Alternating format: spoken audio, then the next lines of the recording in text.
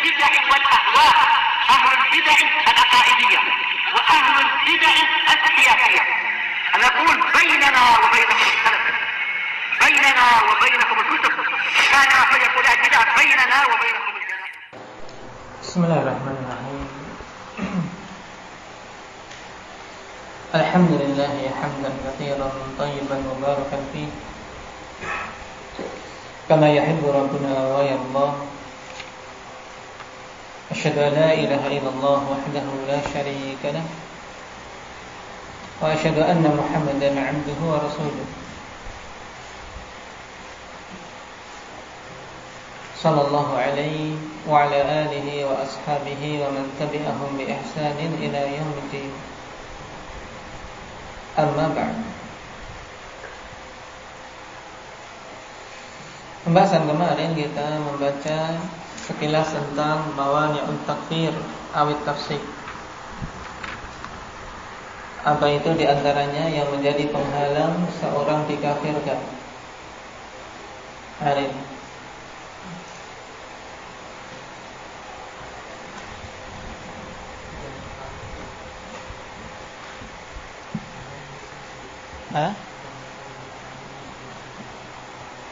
Tidak mengetahui bahwasanya apa yang dilakukan itu merupakan bentuk penyelisihan, dengan kata lain jahil. Baik, yang lainnya apa, Faisal?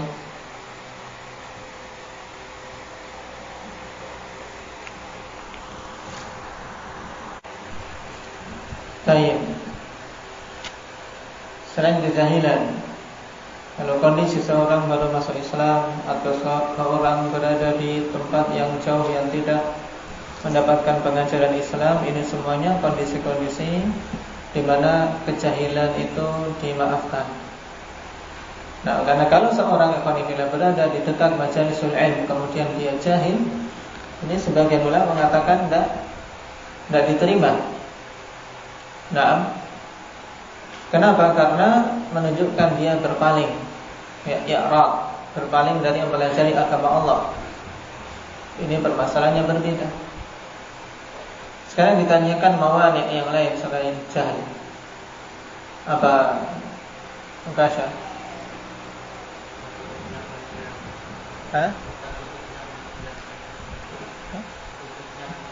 Tertutupnya pemikiran dia, yaitu dia melakukan perbuatan tersebut dalam kondisi tidak sadar. Contohnya, sampai pikiran dia tertutup karena terlalu senang. Nah, orang kalau terlalu senang kadang melakukan perbuatan yang tidak dia sadari. Nah, sehingga seandainya mengucapkan sesuatu perkataan kufur, tapi dalam kondisi dia tidak sadar.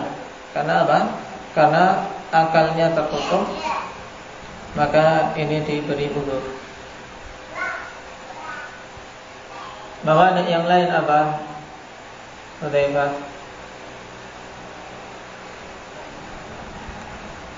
Kondisi terpaksa. Nah, kondisi terpaksa sehingga dia melakukannya tapi hatinya mengingkari. Ini juga mawani' takfir. Yang lainnya apa, Alif?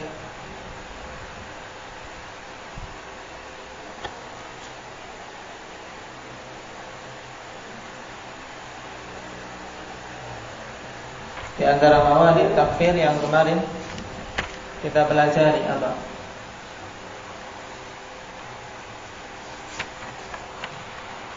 Yang terakhir.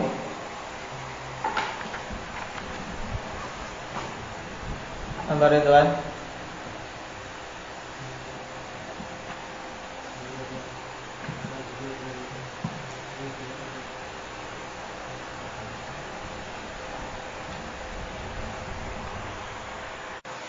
Tayyib. Nah, takwil alhamdulillah. Termasuk di antara mawani' kalau dia terjatuh dalam takwil. Cuman disyaratkan seorang yang mentakwil ini yang diberi udzur padanya. Nah, apabila kondisinya bagaimana seorang muawwil ini sehingga takwilnya itu dipertimbangkan. Zakaria.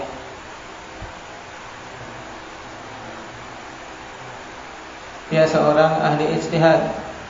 Kemudian diketahui semangat dalam mengikuti Rasul sallallahu alaihi wasallam, tapi ternyata terjatuh dalam ta'wil. Baik, ini kemarin yang kita baca terakhir. Baik, kita lanjutkan.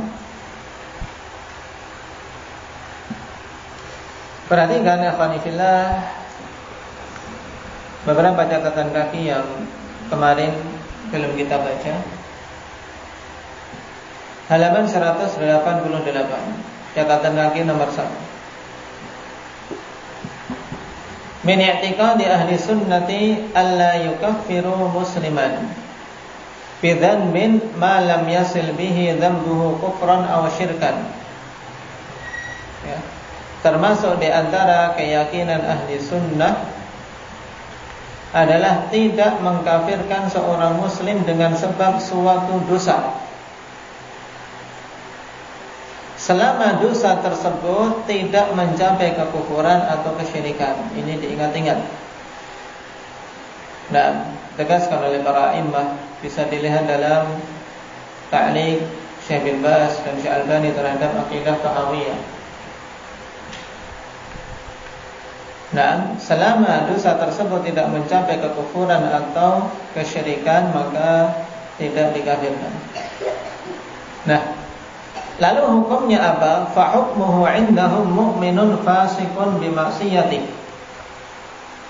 Maka hukum pelaku dosa itu di sisi ahli sunnah adalah masih mukmin, tapi dia fasik dengan kemaksiatannya.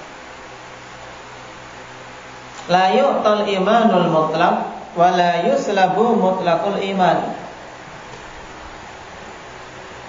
Sehingga seorang muslim yang melakukan kemaksiatan ini dihukumi apa tadi? Mukmin fasikun bimaksiat. Nah, tidak diberi keimanan yang mutlak.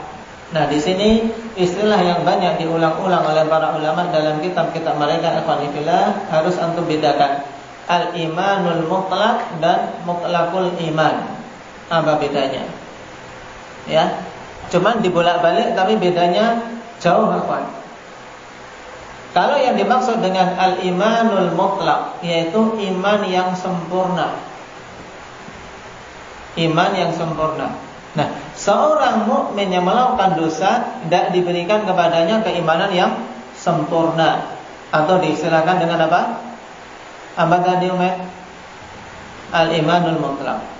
Tapi juga wala yuslabu mutlakul iman, tidak dihilangkan darinya mutlakul iman, yaitu kadar minimal keimanan sehingga seorang dikatakan muslim. Itu maksudnya mutlakul iman. Berarti kalau al-imanul mutlak yaitu iman yang sempurna. Kalau mutlakul iman yaitu apa? Minimal keimanan sehingga orang tadi masuk lingkaran muslim. Paham? Itu bedanya mutlakul iman dan al-imanul mutlak.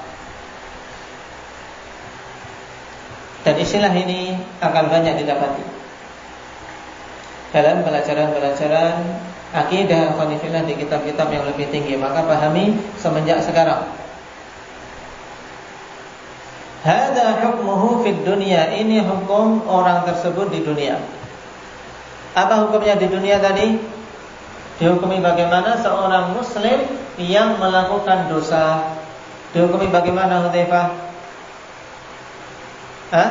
Mukmin tapi fasik. Nah, kayak mukmin fasik. Amma fil akhirah, adapun hukum dia di akhirat, fahuwa dakhilun tahta masyiatillahi insya'allahu azza wa jalla ghafara lahu wa insya'a adzabahu biqadri maksiyati. Maka hukum dia di akhirat berada di dalam maka dia masuk di bawah masyiat Allah Subhanahu wa taala. Ya, dia masuk di bawah masyiat Allah Subhanahu wa taala. Apabila Allah menghendaki, maka Allah akan mengampuninya, dan apabila Allah menghendaki, Nah, untuk mengazabnya maka dia akan diazab sesuai dengan kadar maksiat. Ini istilah tahtal masyiah. Jadi intinya berarti, nah, hukum seorang muslim yang melakukan dosa di dunia dihukumi apa? Tadi Iqbal, muslim yang melakukan dosa-dosa di dunia dinamakan mukmin tapi fasik. Kalau di akhirat dikatakan apa? Dia hukumnya di bawah kehendak Allah Subhanahu wa taala. Ya, di bawah kehendak Allah Subhanahu wa taala, atau diistilahkan apa tadi? Irbat bahasa Arabnya tahtal masyiah. Ya, di bawah masyiah Allah Subhanahu wa taala. Maksudnya tahtal masyiah itu bagaimana, Maulana?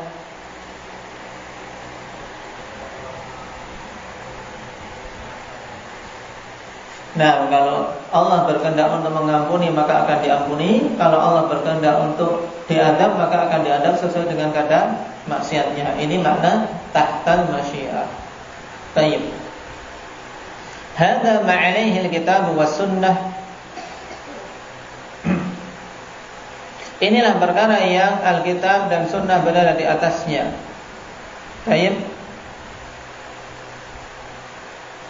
Wa ilmu salafi khilafan lil mu'tazilah wal khawarij. Dan ini jugalah yang ilmu salaf berada di atasnya, berbeda dengan orang mu'tazilah dan khawarij. Nah, karena disebutkan di sini apa perbedaan keyakinan ahli sunnah ini dengan mu'tazilah dan khawarij. Kalau mu'tazilah dan khawarij, ikhwanifillah, mereka menghukumi orang yang melakukan dosa besar, mereka di akhirat apa? Kekal di dalam neraka. Paham? Berbeda dengan ahli sunnah. Ahli sunnah tadi mengatakan tahtal masyiah, sedangkan mu'tazilah dan khawarij di akhirat mereka di dalam neraka kekal. Paham? Tapi di dunia antara mu'tazilah dan khawarij berselisih. Kalau orang-orang khawarij mengatakan hukumnya di dunia dia seorang kafir, seorang muslim yang melakukan dosa besar. Di sisi orang khawarij hukumnya apa? Hukumnya kafir. Kemudian mu'tazilah mengatakan berbeda, Pak. Mereka tidak berani mau mengatakan mukmin, tidak berani juga mau mengatakan kafir. Akhirnya mereka katakan apa, Syafiq? Mereka katakan apa? Dengan istilah khusus untuk mu'tazilah. Apa itu, Ja'far? Manzilah bainal manzilatain. Yaitu dia berada dalam satu tempat di antara dua tempat, yaitu antara keislaman dan kekufuran, tengah-tengah. Ini orang-orang mu'tazilah mengadakan bid'ah yang dikenal dengan manzilah bainal manzilatain. Ini hukum mu'tazilah terhadap pelaku dosa besar di dunia. Ingat-ingat. Dan yang seperti ini akan terulang-ulang terus, maka pahami dengan baik, Pak.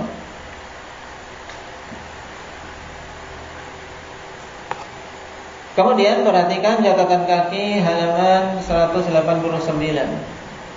Catatan kaki nomor 2. Berhubungan dengan hukum al-muta'awil.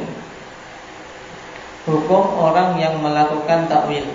Karena takwil termasuk di antara mawani'ut takfir, penghalang-penghalang pengkafiran.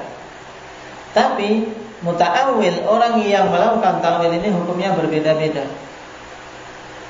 Baik.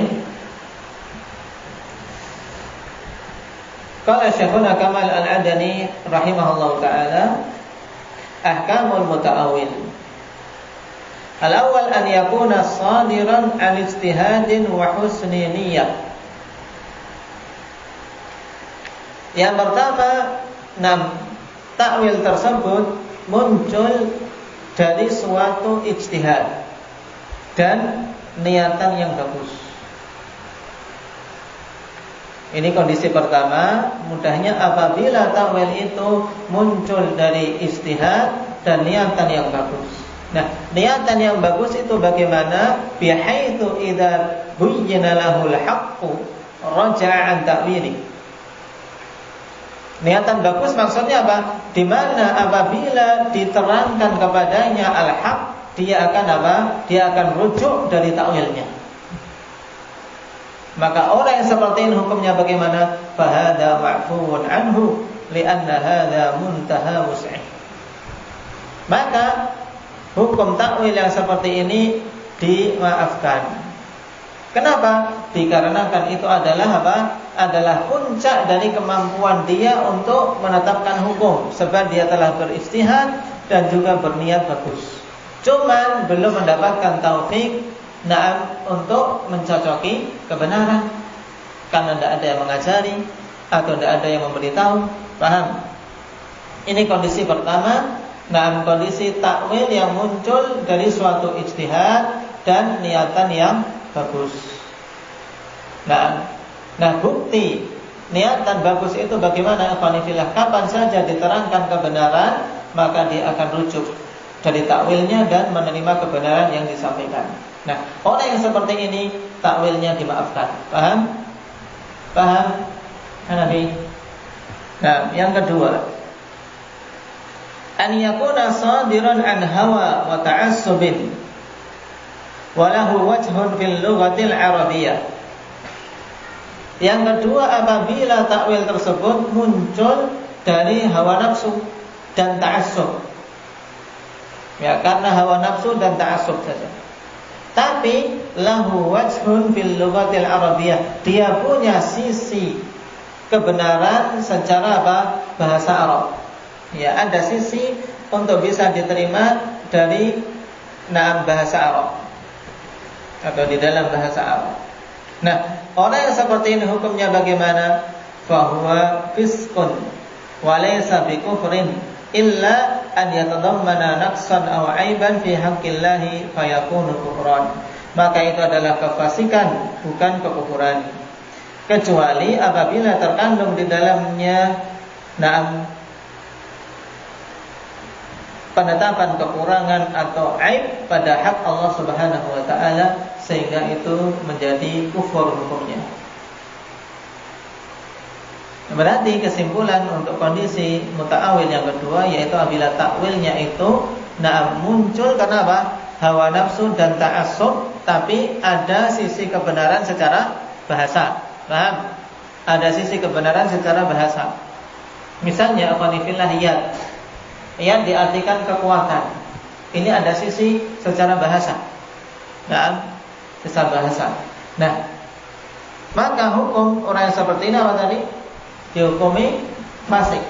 Ya, perbuatan dia perbuatan kefasikan, tidak sampai kekufuran, kecuali apabila terkandung di dalam takwil dia itu apa? Penetapan kekurangan atau aib pada Allah Subhanahu wa taala. Paham? Paham Hudzaifah? Baik. Yang ketiga, an yakuna sadiran an hawa wa ta'assubin wa laysa lahu wajhun fil lughatil arabiyyah. Apabila takwil itu muncul dari hawa nafsu dan ta'assub. Hawa nafsu dan ta'assub. Yang dimaksud dengan ta'assub yaitu fanatisme terhadap suatu pendapat atau golongan tanpa memperhatikan dalil. Tidak peduli baik atau buruk, tidak peduli benar atau salah. Yang penting itu adalah pendapat syekhnya atau pendapat imamnya atau pendapat kelompoknya. Ini mudahnya tentang ta'assub seperti itu. Nah, apabila takwil itu muncul dari hawa nafsu dan ta'assub, walaysa lahu wajhun fil lughatil arabiyyah, tidak memiliki sisi kebenaran dalam bahasa Arab, maka hukumnya bagaimana? Fahadha kufrun. Ini adalah kekufuran. Kenapa? Li'anna haqiqatahu at-taghdzibu haitsu la wajha lahu. Dikarenakan hakikatnya adalah pendustaan, di mana tidak ada sisi kebenaran sedikit pun pada takwil yang dia lakukan. Paham? Paham? Kenapa kok dihukumi kufur? Karena dia mentakwil dengan sesuatu yang tidak ada sisi kebenarannya secara bahasa. Berarti intinya pendustaan terhadap nas tersebut. Paham sampai sini? Ini 3 jenis takwil, ya Pak. 3 jenis takwil. Sehingga kalau kita perhatikan, tidak semua takwil itu bisa diterima sebagai apa? Udzur. Atau sebagai mawani'ut takfir. Baik.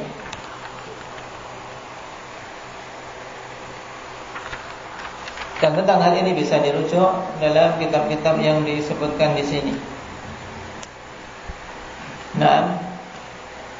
Kemudian ada penukilan dari para imam. Kita baca. Qala qawamus sunnah al-Asbahani fil hujjah fi bayanil mahajjah. Al-muta'awwilu idza akhta'a wa kana min ahli 'aqdil iman nudhira fi ta'wili. Ya, sekarang akan disebutkan penukilan-penukilan dari para a'immah yang menunjukkan tentang perincian yang 3 tadi akhwanillah. Imam Al-Asbahani rahimahullah mengatakan, seorang yang mentakwil apabila keliru, padahal dia itu adalah ahli aqdil iman, yaitu seorang yang memiliki apa? Memiliki akad keimanan, dalam artian ada keimanan di dalam dirinya. Orang yang melakukan takwil dari ahli iman, ini mudahnya nudhira fi ta'wili, dilihat dulu takwilnya. Fa in kana qad ta'allaqa bi amrin yufdi bihi ila ikhilafi ba'di kitabi ila khilafi ba'di kitabillahi aw sunnatin yaqta'u biha al-'udra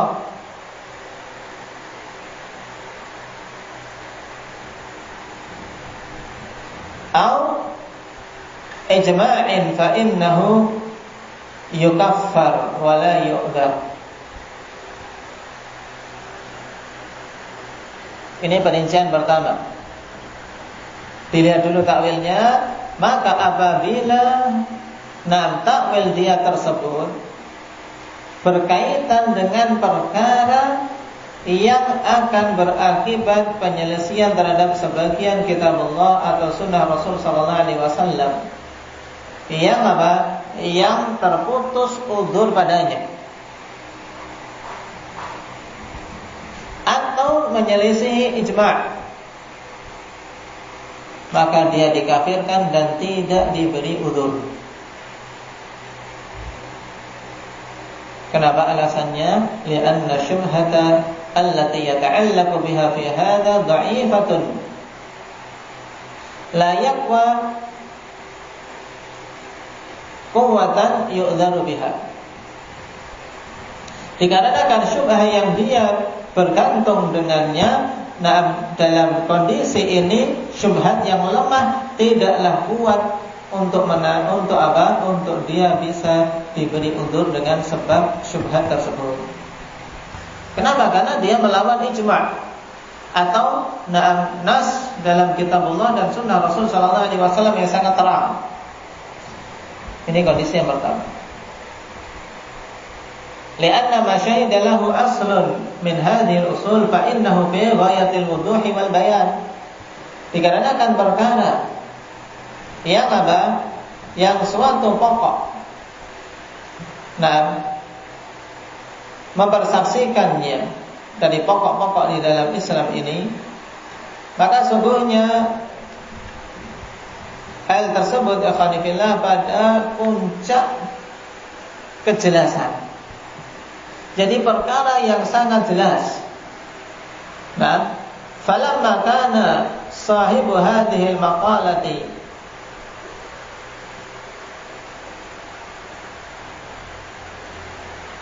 la yas'ubu alaihi darakul haq.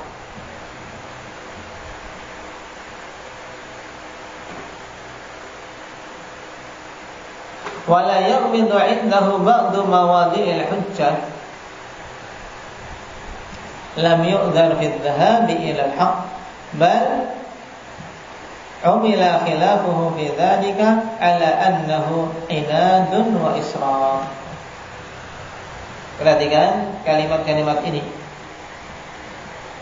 karena kalimat ini kalimat yang padakannya adalah suatu dhabit ya Pak, maka diperhatikan, dipahami kata per kata.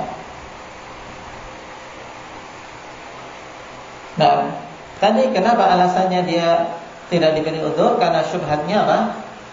Syubhatnya lemah untuk bisa menandingi kuatnya nas kitab dan sunnah serta ijma'. Baik. Juga apa penjelasannya lebih lanjut dikarenakan apa saja yang dipersaksikan oleh suatu pokok dalam pokok-pokok Islam yang mencapai puncak kejelasan ini, tentunya seseorang kalau perkara jelas seperti dia mentakwil, berarti apa? Dia jelas menentang kitab dan sunnah. Itu mudahnya. Baik. Nah, kelanjutan berikutnya, falamma kana sahibu hadhil maqalati la yasluhu alaihi darakul haq. Maka tatkala pemilik perkataan ini, yaitu pemilik takwil ini, tidaklah sulit baginya untuk mengetahui kebenaran, dan perkara pun tidak rumit di sisi dia. Ya, perkaranya tidak rumit. Saya yang disebutkan dalam hujah-hujah tersebut, maka dia tidak diberi udzur dalam apa? Dalam perginya dia meninggalkan kebenaran. Secara mudahnya, kalau kita ingin ubah ke dalam bahasa kita yang enak, yaitu apa?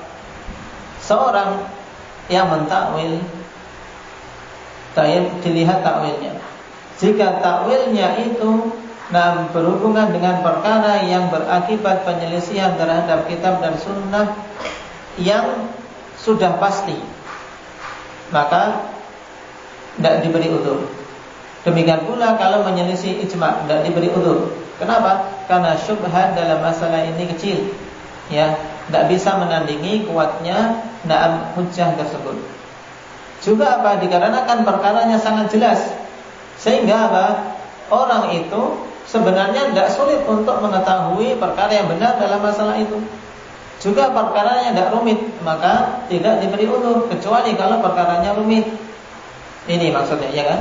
Perkaranya mudah, kalau dia sampai mentakwil, ini berarti menunjukkan niatan sudah tidak jelas, niatan tidak benar, atau dia ta'assub atau mengikuti hawa nafsu saja.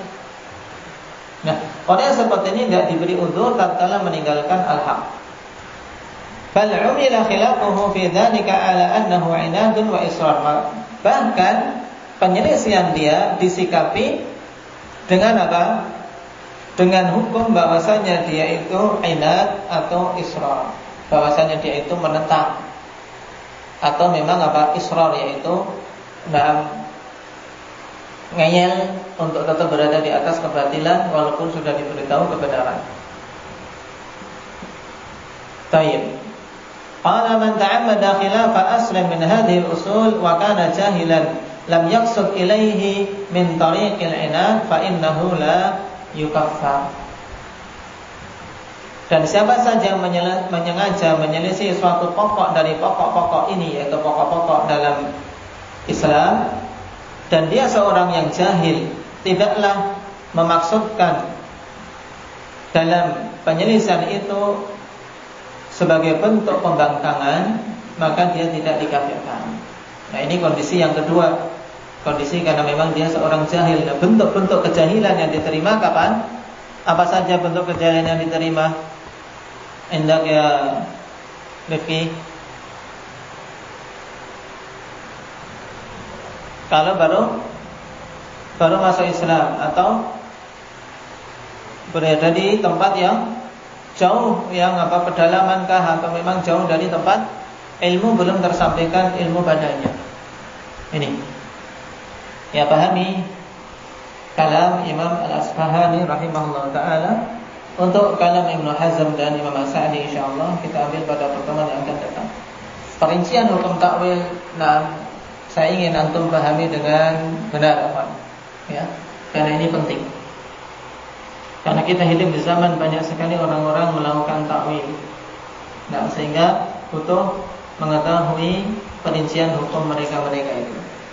Allahul musta'an. Naktahi bihadza walhamdulillahi rabbil alamin.